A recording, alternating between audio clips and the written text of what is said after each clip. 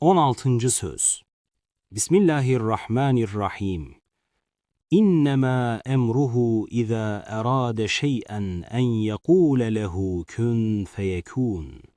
Fesubhanellezî biyedihi melekûtu kulli şey'in ve ileyhi turcaûn. İtminan-ı nefsime medar olacak, zulmeti dağıtacak şu ayetin nurundan 4 şuayı göstermekle kör nefsime bir basiret vermek için yazılmıştır. 1. şua. Ey nefsi nadan! Diyorsun ki, ehadiyeti zat-ı ilahiye ile külliyeti ef'ali ve vehdet-i şahsiyesiyle muayinsiz umumiyeti rububiyeti ve ferdaniyetiyle şeriksiz şumulu tasarrufatı ve mekandan münezzehiyetiyle her yerde hazır bulunması ve nihayetsiz ülviyetiyle her şeye yakın olması ve birliğiyle her işi bizzat elinde tutması hakaik-ı Kur'aniyedendir. Kur'an ise hakimdir. Hakim ise akıl kabul etmeyen şeyleri akla tahmil etmez.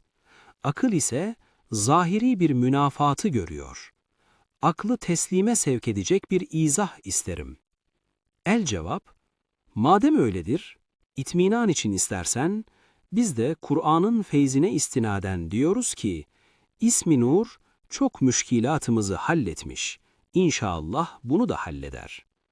Akla vazıh, kalbe nurani olacak temsil yolunu ihtiyar ile, İmam-ı Rabbani gibi deriz, ne şebem ne şeb perestem, men gulâmi şemsem, ez şems mi guyem haber. Temsil, icaz-ı Kur'an'ın en parlak bir aynesi olduğundan, biz dahi bir temsil ile şu sırra bakacağız. Şöyle ki, bir tek zat, muhtelif meraya vasıtasıyla külliyet kesbeder. Cüz'i hakiki iken, umumi şuunata malik bir külli hükmüne geçer.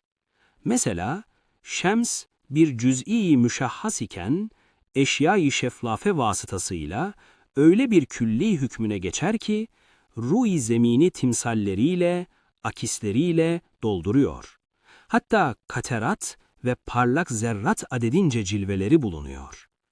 Güneşin harareti ve ziyası ve ziyanın içinde olan 7 renkli elvan-ı sebası, her birisi mukabilindeki eşyaya muhit, am ve şamil oldukları halde, her bir şeffaf şey dahi güneşin timsalinde beraber harareti, hem ziyayı hem elvan-ı seb'ayı göz bebeğinde saklıyor ve safi kalbini ona bir taht yapıyor.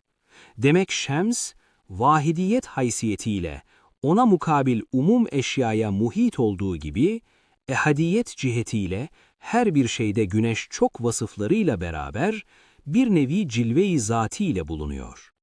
Madem temsilden temessül bahsine geçtik, temessülün çok envaından şu meseleye medar olacak 3 nev'ine işaret ederiz. Birincisi, kesif, maddi şeylerin akisleridir. O akisler hem gayrdır, ayın değil, hem mevattır, ölüdür. Hüviyeti suriyesinden başka hiçbir hassiyete malik değil. Mesela sen, ayine mahzenine girsen, bir sayit binler sayit olur. Fakat zihayat yalnız sensin.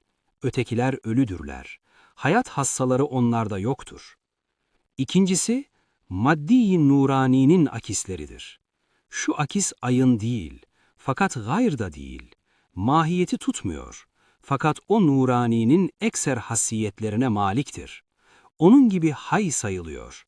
Mesela, şems dünyaya girdi, her bir aynede aksini gösterdi. O akislerin her birinde şemsin hassaları hükmünde olan ziya ve ziyada olan 7 renkli elvan-ı seb'a bulunuyor. Eğer faraza şems zişuur olsaydı, harareti aynı kudreti, ziyası aynı ilmi, elvan-ı seb'ası, sıfat-ı seb'ası olsaydı, o vakit o tek ve yekta bir güneş bir anda her bir aynede bulunur, her birini kendine bir arş ve bir çeşit telefon yapabilirdi. Birbirine mani olmazdı. Her birimizle aynemiz vasıtasıyla görüşebilirdik. Biz ondan uzak iken o bize bizden daha yakın olurdu. Üçüncüsü, nurani ruhların akisidir. Şu akis hem haydır hem ayındır. Fakat aynelerin kabiliyeti nispetinde tezahür ettiğinden, o ruhun mahiyetin nefsül emriyesini tamamen tutmuyor. Mesela Hazreti Cebrail aleyhisselam, Dihye suretinde huzur-u nebevide bulunduğu bir anda, huzur-u ilahide haşmetli kanatlarıyla arş-ı azamın önünde secdeye gider, hem o anda hesapsız yerlerde bulunurdu. Evamir-i ilahiyeyi tebliğ ederdi. Bir iş bir işe mani olmazdı. İşte şu sırdandır ki, mahiyeti nur ve hüviyeti nuraniye olan Hazreti Peygamber aleyhissalatu vesselam, dünyada bütün ümmetinin salavatlarını birden işitir ve kıyamette bütün asfiya ile bir anda görüşür. Birbirisine mani olmaz. Hatta evliyadan ziyade nuraniyet kesbeden ve abdal denilen bir kısmı bir anda birçok yerlerde müşahede ediliyormuş. Aynı zat ayrı ayrı çok işleri görüyormuş. Evet, nasıl cismaniyata, cam ve su gibi şeyler ayna olur, öyle de ruhaniyata dahi hava ve esir ve alemi misalin bazı mevcudatı ayna hükmünde ve berk ve hayal süratinde bir vasıtayı seyir ve seyahat suretine geçerler. Ve o ruhaniler hayal süratiyle o merayâ-i nazifede, o menazil-i latifede gezerler. Bir anda binler yerlere girerler. Madem güneş gibi aciz ve musahhar mahluklar ve ruhani gibi maddeyle mukayyet nim nurani masnular, nuraniyet sırrı ile bir yerdeyken pek çok yerlerde bulunabilirler. Cüz'i bir ihtiyarla pek çok işleri yapabilirler.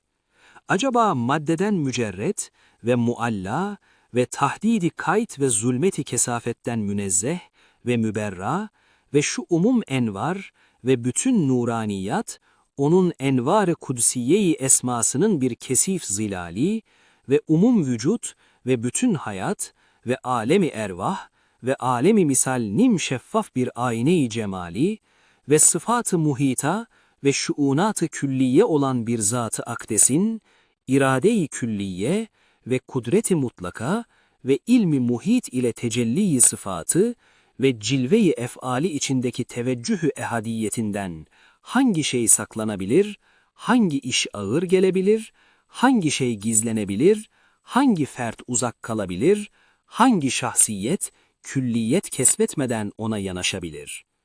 Evet, nasıl şems, kayıtsız nuru, maddesiz aksi vasıtasıyla sana, senin göz bebeğinden daha yakın olduğu halde, sen mukayyet olduğun için ondan gayet uzaksın.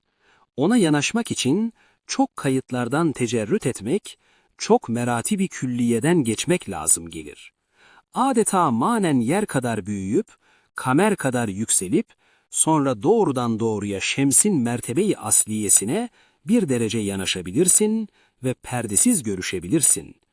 Öyle de Celil-i Zülcemal, Cemil-i Zülkemal sana gayet yakındır. Sen ondan gayet uzaksın. Kalbin kuvveti, aklın ülviyeti varsa, temsildeki noktaları hakikate tatbik et çalış.